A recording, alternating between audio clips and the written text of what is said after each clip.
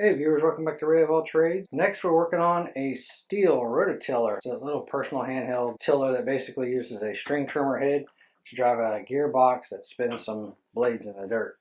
So these things are pretty cool. They're very lightweight. Just grab it by the handle, pick up, and carry along. Reported to me as a no start. That's all I know about it. It just that it wouldn't start. Let's do some quick preliminaries on it. Throttle appears to work. Stop, start. Let's see. Start position locks it in place. Squeeze the trigger. All that appears to work. Pretty fair amount of compression, it feels like. Maybe a little on the high side.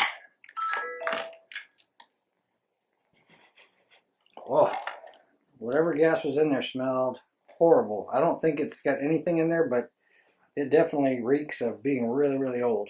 Let's see if there's anything in it. Bone dry. What was there was really old, so either they dumped it out or it evaporated. Let's see. Stihl brand filter.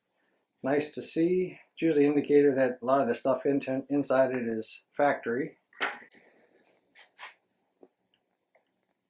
don't see any giant wasp nests or anything like that inside there. Let's just look at the plug real fast.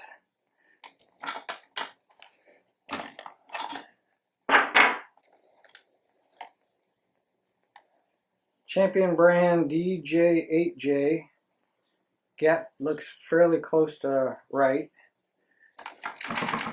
Oh yeah, compression gets a lot better, or lack of compression gets a lot better, indicating it's probably not straight gassed and, you know, got a bunch of scoring in it. Before I go dumping fuel into this thing, let's just give a little drink into it and see what it does. Grab a little bit of this 40 to 1. So 50 to 1 I saw. This is just a little bit extra lubrication. So it might just smoke a little bit.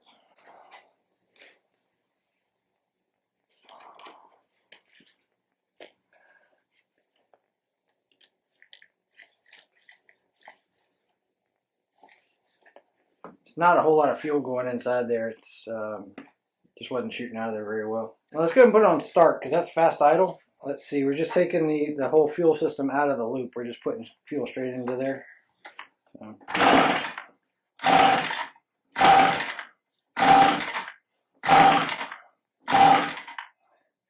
I think it tried to roll one time.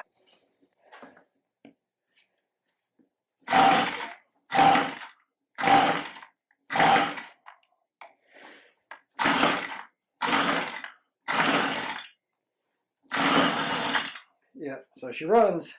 It's got spark. I think we're looking at a fuel delivery issue. Let's go ahead and dump some fresh gas into this thing.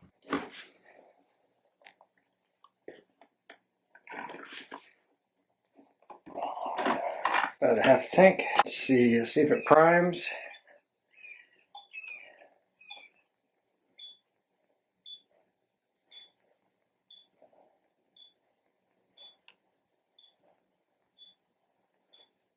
She is not pulling any fuel into the primer.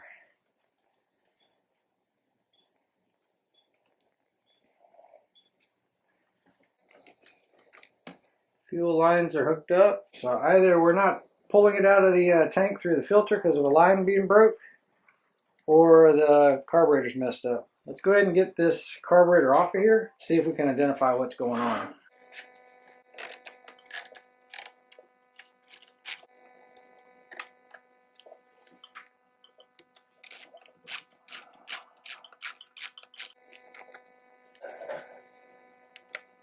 Let's see. Let's pull up the throttle, drop the cable off of it, catch the flying gasket. See, the ribbed cable goes to the bottom. The ribbed hose goes to the bottom. The smooth hose goes to the top. Looks like it should have been pulling fuel. Seems like it pulls vacuum.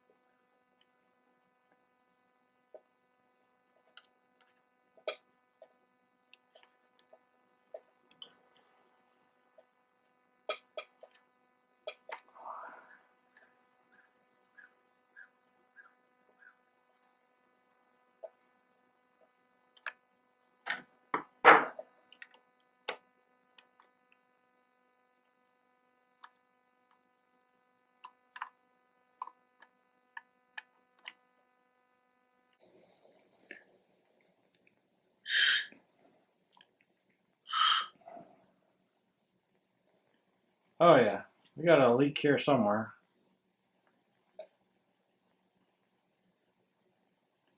Oh, right where it came apart. Okay. I thought it looked funny coming out of there. Anyway, see that hole, that split?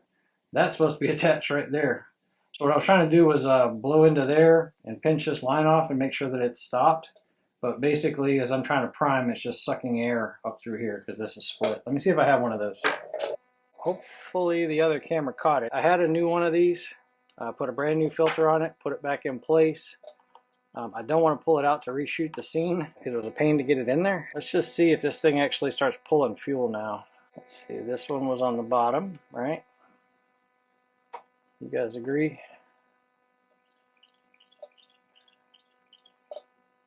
And this one was on the top.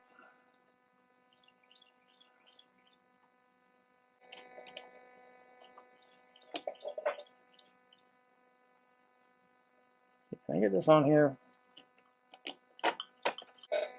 All right, let's just see if it pulls fuel now.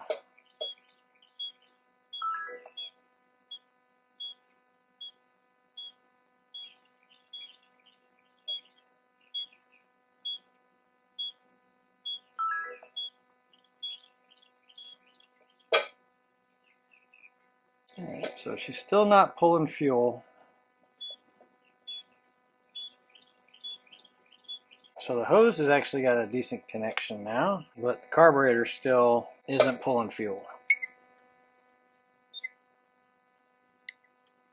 I think the check valve inside the primer is probably shot or gummed up or something. We can try to ultrasonic it, see if we can get it cleaned up. If not, we're going to be ordering a carburetor. So let's get it disassembled.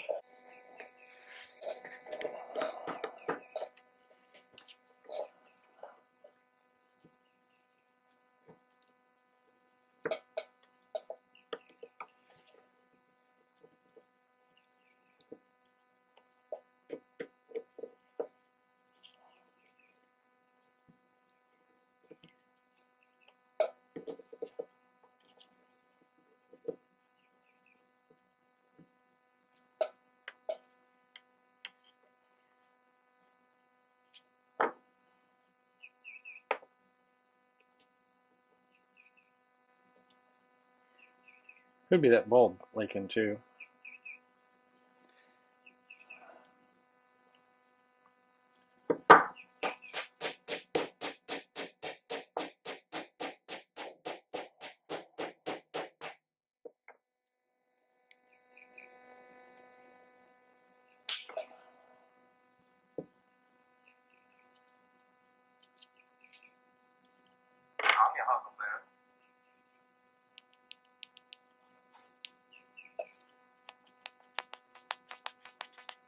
All right, no matter what, this thing needs a rebuild kit.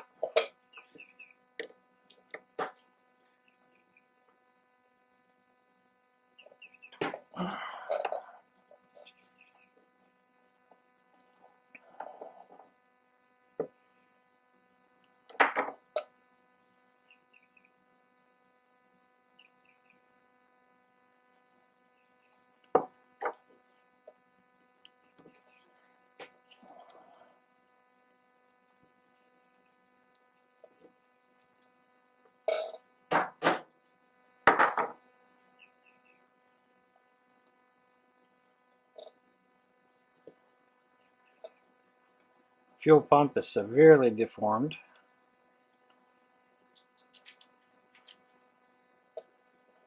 And very crispy. I'd say this is the only gasket that was actually worth a darn. Maybe this one if I could get it apart, but I doubt it.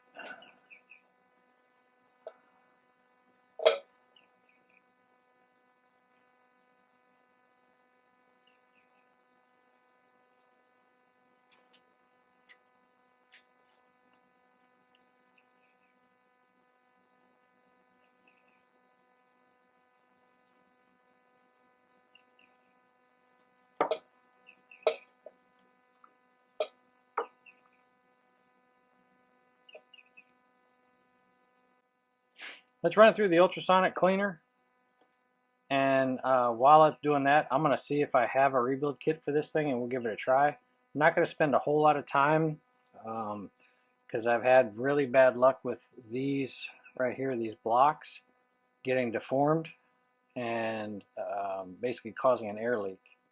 So just had one just the other day, similar symptoms, and basically it just warps a little bit and you can't get it straight and it causes an air leak, and I just couldn't get it to seal up properly. So we may end up running and getting another. See where it says China? All right.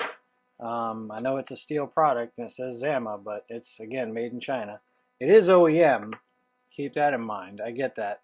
But I'd probably just go get a HIPAA or something like that, one of those brands, and just quickly put it together. If I've got a rebuild kit, we'll give it a try just for fun. Otherwise, I'm just going to go get one of those $15 carbs and throw it together and be done with it. So let me get it in the ultrasonic cleaner. Yep. On this one, the carb kit is going to cost me $12, and I can get the entire carburetor on sale right now with a 1-day delivery. And the carb kit was going to take a few days to deliver. I can get this carburetor tomorrow with an air filter, another one of these fuel lines, everything else for $13 plus tax. Honestly, we're just going to throw a carburetor on this one. No matter what, it needs a kit. There's no way to get the life back into the diaphragm there. And then this fuel pump and the reed valve side is just completely destroyed. Y'all stay tuned. I'll be right back with a new one hopefully tomorrow. Hey viewers, next day, and I got the made in China carb. Let's see what they gave us.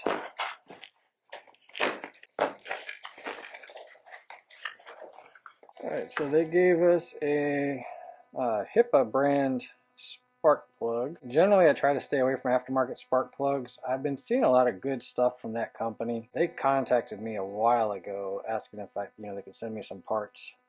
And at first I was like, no, because I'm not gonna stand behind and tout something that I haven't tested and believe in. And I'm not sure about their spark plugs. I've had really good luck with their carburetors and a lot of their fuel lines and stuff like that. I don't believe this is a HIPAA. I think it's some other brand. Fuel bulb, couple fuel filters. I think it's funny that they send you stuff that you really didn't need or ask for. I mean, they could give you one of those. There's no reason for a primer bulb because they just gave me one. Obviously, a new fuel line would be useful. Another primer bulb. So seriously, that's 3 primer bulbs and not really necessary. Obviously, the carburetor, 2 gaskets, and I'm not always 100% on those gaskets either. I usually check and see if the old one is any good, because the factory gaskets on the Husqvarnas and the Stihls are generally really good, but this one does have a lot of use on it and it's kind of bent. And then 2 air filters. Why? I don't know. Are they anticipating that these are your maintenance items for the next several times? If so, why'd they only give you 1 spark plug? I don't know. Anyhow. Let's compare this real quick. So the old one was plastic barb, and these do crack and leak. I just had one on a recent video that cracked and leaked. The primer feels about the same. Let's see, this one, there is a orifice there, not needed. This one I do need, that's my impulse line.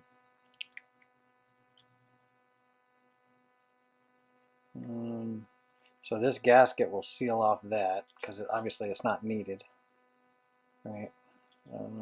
Adjustment screws would appear to be about it's the same location, same everything, and then this would be your idle screw, right? So all the rest of it looks about the same. Always check before you get too far. Check this, right? This is where the throttle cable goes. I've run into them before where there was no groove for the bottom of this cable to go into, and obviously that caused a big problem because I tried to drill it and make a space for it, but trying to drill it with what I was doing, I ended up breaking it. So then I ended up having to pull the old one off, which is just an E-clip, right? So it's just easy to swap. but still a pain. So just keep in mind when you're doing an aftermarket carb, or, like a one-size-fits-all aftermarket carb, that you don't have a problem with that. So I do always verify that all the screws are tight.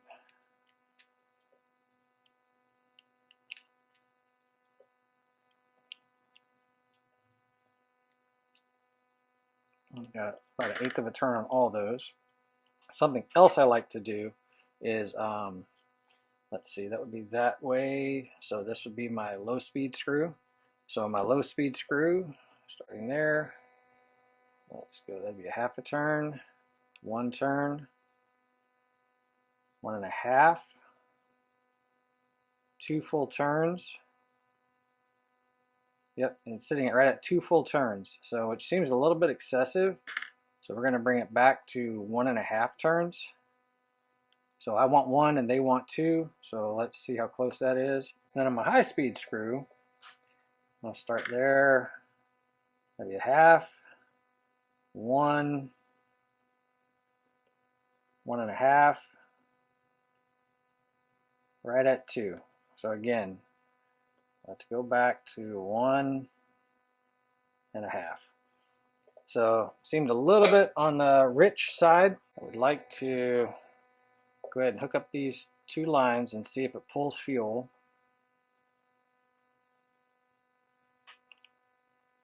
If you were dead set on having the original OEM carburetor and you could not find an aftermarket kit fast enough, notice I didn't say OEM kit, I said aftermarket kit. You couldn't find one fast enough. You can purchase a aftermarket carb, take this apart, and move the all your gaskets and everything over to the other carb after you did a really good job cleaning it. Can be done, and I will usually hold on to the factory carbs as well, just in case I ever need it for any reason. Yeah, see, we're pulling fuel easily. Let's get that gasket changed. It's this gasket that has the holes in the bottom. Make sure there's no dirt, debris back there. Pop that on. And before I get too far, let's get my throttle cable together.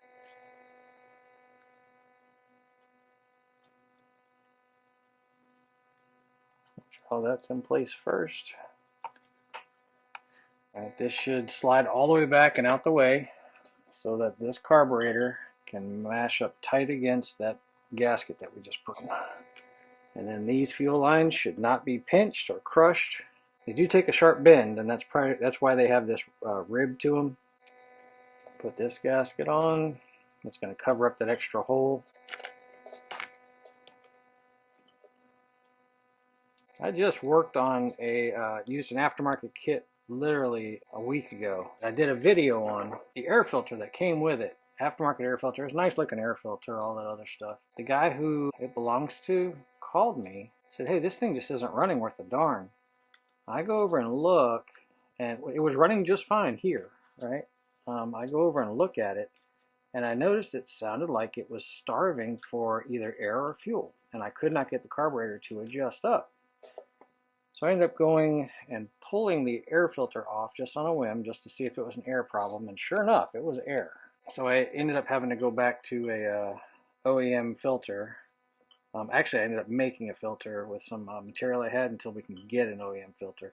But yeah, it was starving for air just off of an aftermarket air filter, not like that design. It's almost like it had just, because the openings or the part the air passes through and the dirt passes through was so small, it just clogged up within, I don't know, a couple hours of using it. So I'm sure that it had some dust, but I mean, 2 hours, that's ridiculous. Just keep that in mind. If you're ever going to do something like that, save your old parts, like the air filter. So, you know, the factory air filter that we just took off of here, save that. That one. And if it can't get it to run right or tune up correctly, consider that the spark plug might be inferior and that the air filter may not be made of the right quality for the airflow it's expecting to see. Alright, so I anticipate this thing's going to run. Let me see, that's choke position, that's open position. So I've got fuel in it. We know that the primer bulb's working like it's supposed to. Everything else felt good on it. I've got my carb adjustment screwdriver. Let's bring it outside where it's a little bit chilly today and see if we can get this thing tuned up.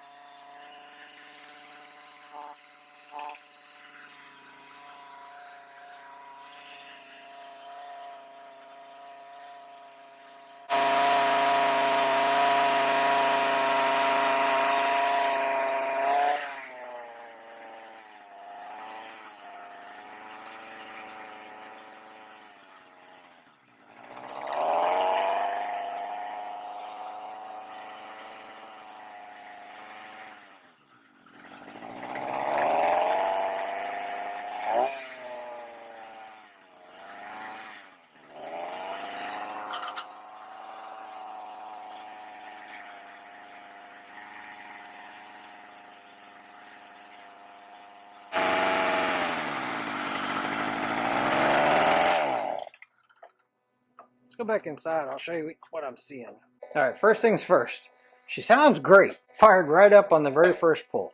What I'm noticing is that this throttle cable where it comes through here is either not seated down in there all the way or it's not closing all the way. Because when I manually push it down, in other words, pull more slack, I guess, this direction, it does exactly what it's supposed to do. It idles down, it actually meets up with this throttle idle speed adjusting screw. And when I first looked, this cable had fallen off to this side over here. And that made sense. And I was like, oh, there it is. It's just off to the side.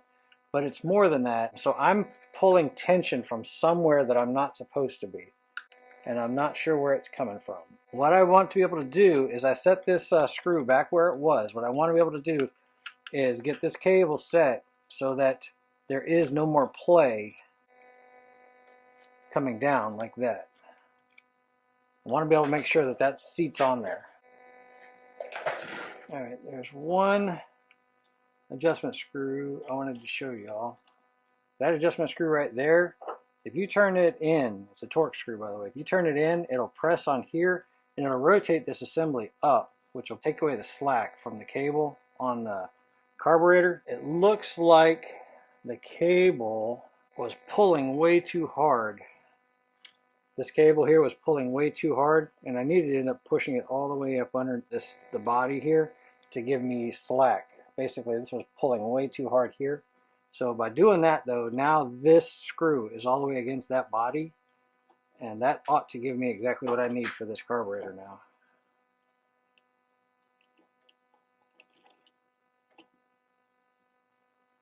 Okay. Go ahead and get this cable on.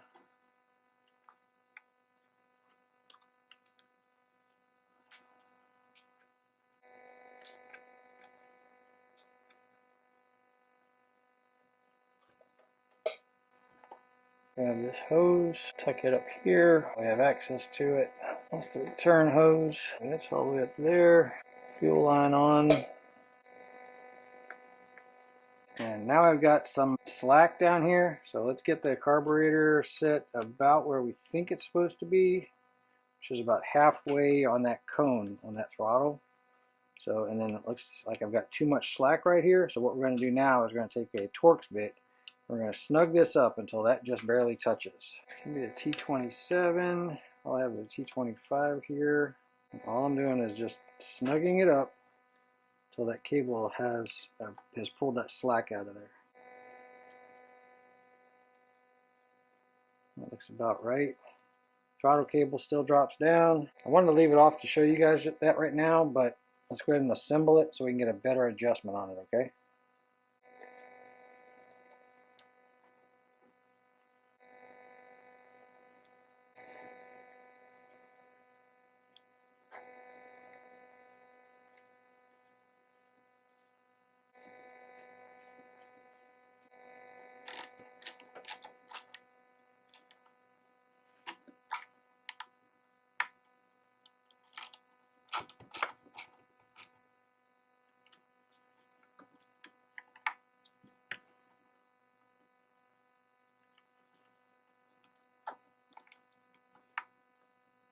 Give a few pulls on the throttle.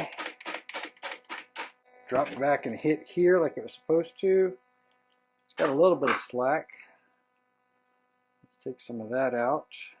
Let's try that throttle one more time.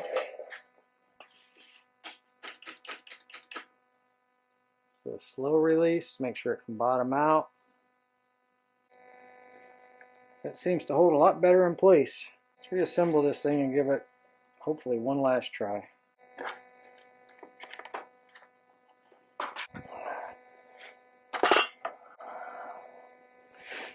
Okay, when in on position, no choke.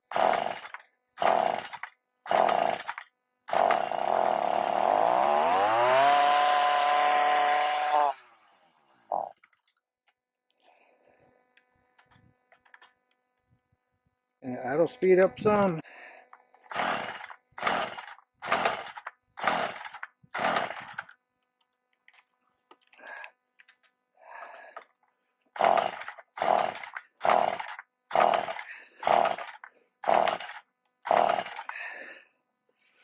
I think she's flooding out. Let's go ahead and start back from the beginning again.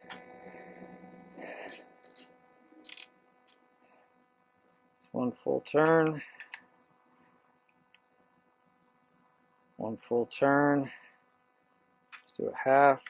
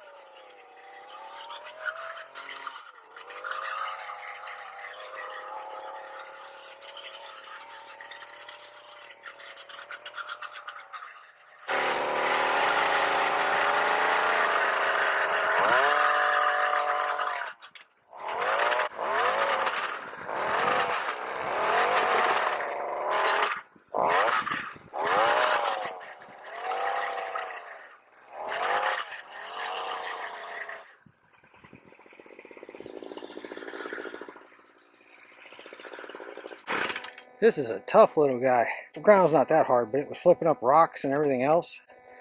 So let's see if make sure she starts up okay.